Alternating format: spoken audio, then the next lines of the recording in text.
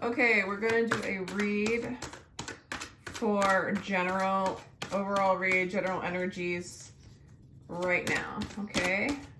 So whoever kind of stumbles across this, this is your reading. Grand Shrine, there are blessings coming your way, okay? You're ending a cycle and you're moving on to a new cycle. Very spring energies, but there's sort of like a portal. Oops.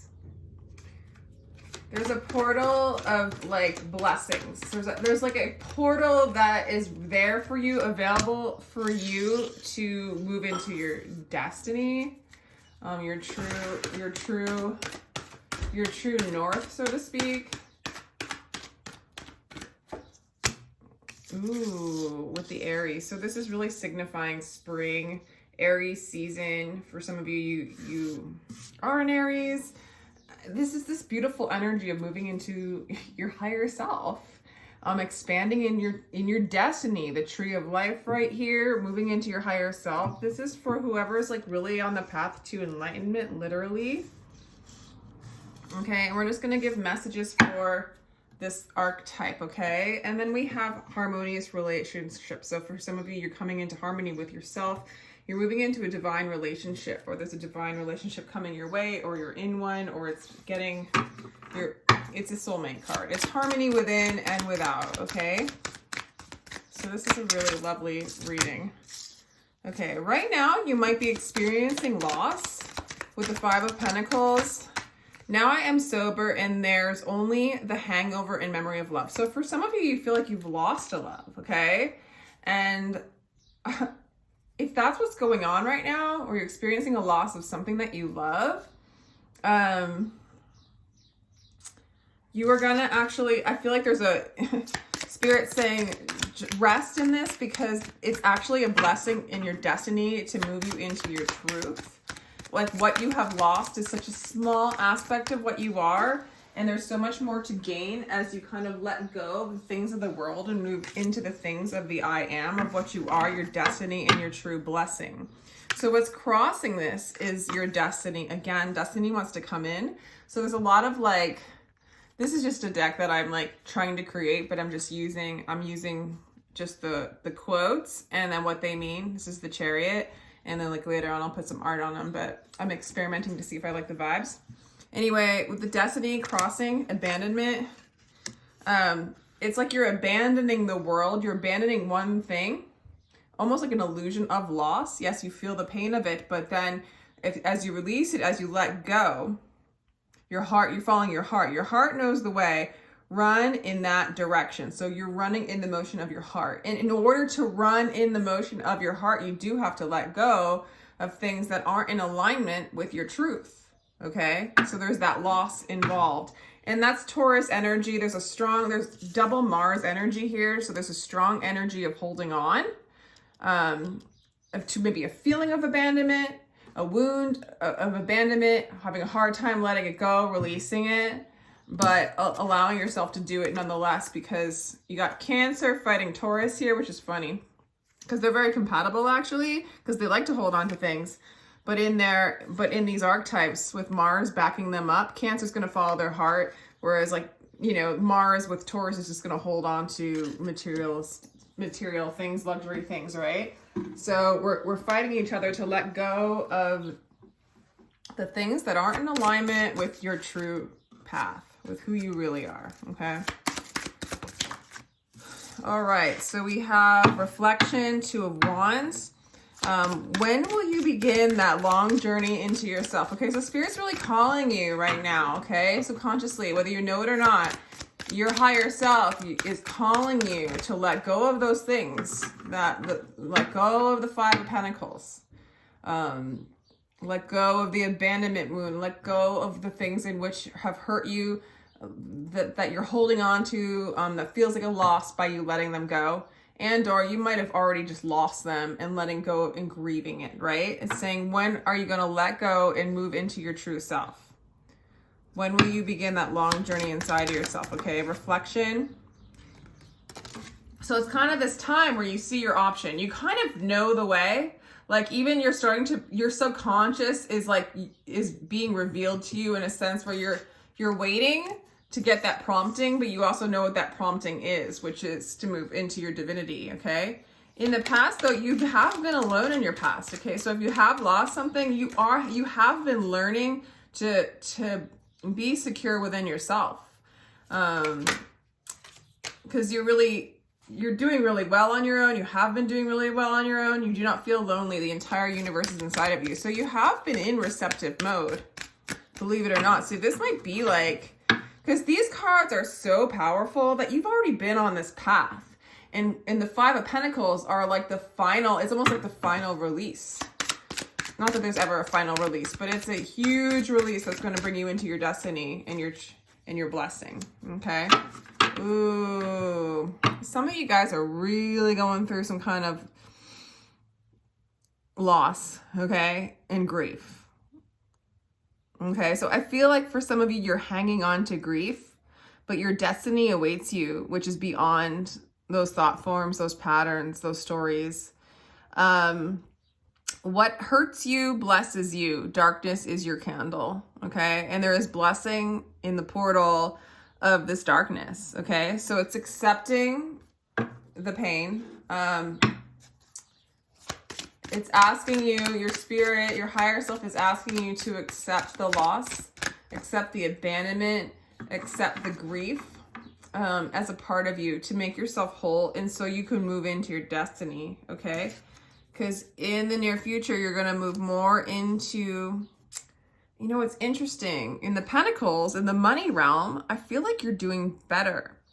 There's a lot of ambition. There's a lot of self-sustainment. I think you're learning how to sustain yourself within yourself. You don't need the help of other people, as far as like you don't need to lean on them in order for your abundance to grow. You're already good at doing that within. I feel like you're clearing up more some of the emotional wounds and the illusion of being alone, right? Like there is some leftover, like you have been learning to be alone and be whole within that aloneness. But at times what comes up, it's almost like there are times where you're fully in your I am presence. You're fully in your power, okay? Where you feel the universe within yourself. You are seeing through the lens of the true I am that you are, right?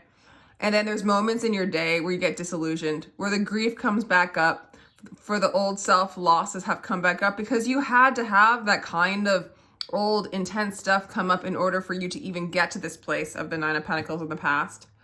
And for you to start getting like these kind of cards up here, the blessings. I mean, you're ending a cycle and moving into a cycle of blessings, destiny, and I am presence, okay?